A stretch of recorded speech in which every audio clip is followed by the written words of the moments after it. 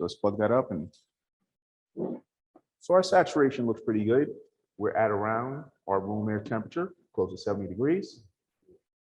So if we fire that up right now, what we're going to be looking for, our suction pressure is going to go down. Our discharge pressure is going to go up. Hit it.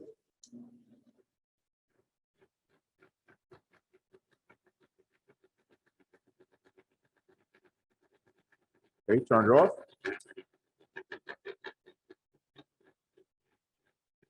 So interesting.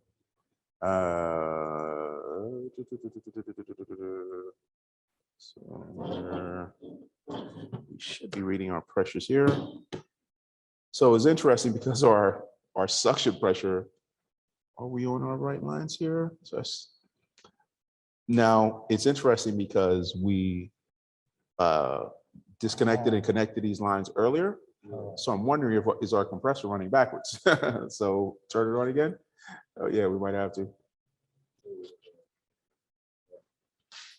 Turn it on, see what happens. There we go. So that was literally a perfect example of having your electrical connections incorrectly wired, right? Because in the refrigeration course, it says if you connect your three-phase backwards, any of your two lines, it's going to spin backwards. The reason why it happened here is because this is called a capacitor start-run motor. The capacitor has to not just start it spinning, but start it spinning in the right direction. So because we apparently had the lines backwards, the capacitor started spinning, but started spinning in the wrong direction.